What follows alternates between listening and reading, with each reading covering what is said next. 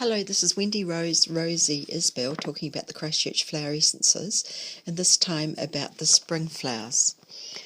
The flower essences are used to help transform emotions, attitudes, and patterns of behaviour which hinder the person's full development or potential. The spring flowers are used to help with emotional growth and transformation, whereas the summer flowers are more for spiritual growth and transformation. About opening and unfolding. As you look at the spring flowers, you will find a gradual progression of flowers used, from beginning to open and unfold with the anemone, and discovering and expressing one's wholeness with the azalea.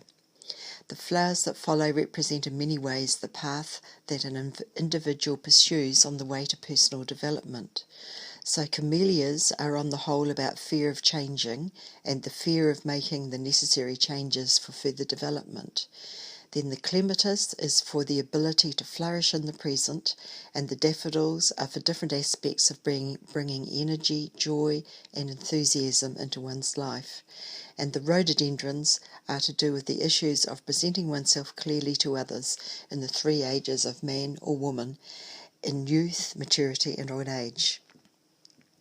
Now, flower essences for specific situations.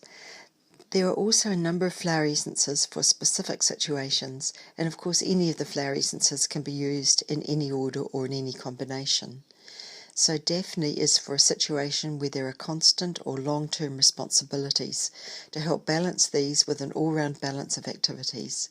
And Plum is for when one is disheartened after seemingly futile effort to give enthusiasm to continue and eventually claim the fruit of one's endeavours. Grape hyacinth and hyacinth represent destructive relationships as seen from both the male and female viewpoints.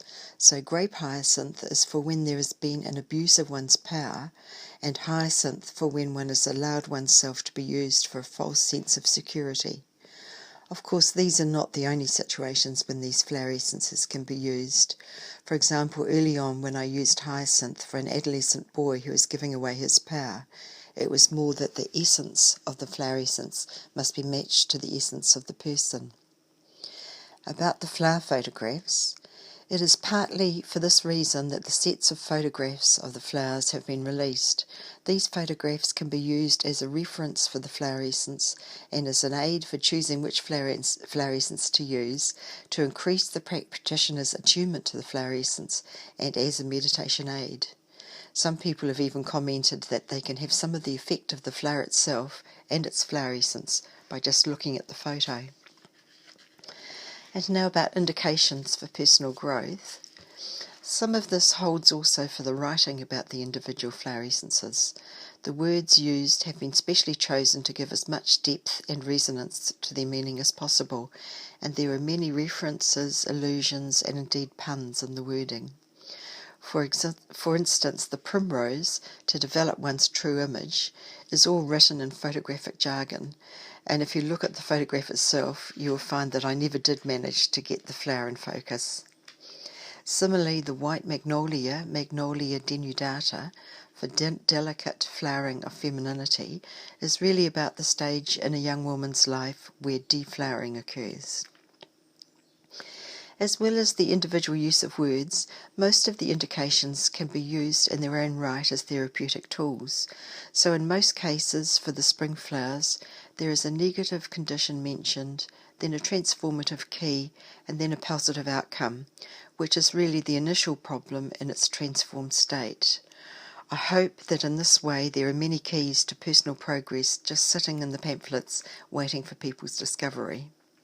One example of this is maple, for when one is subject to swinging moods and emotions, so that one may pull a balance into the various aspects of one's being, and so provide a framework for positive emotions and behaviour.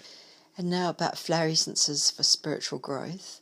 Towards the end of the spring kit, there are a few flower essences more related to spiritual growth. The tulip is for opening one's channel upwards, and the winter rose is for inner peace, staying in one's own energy. And the yellow hoop petticoat is for when the next stage of growth is to transmit light and radiance out into the world to awaken others. helps one become a beacon with the ability to shift and heal others and to send out radiance to bring everything around to a high level. Isn't that what we all as healers aspire to?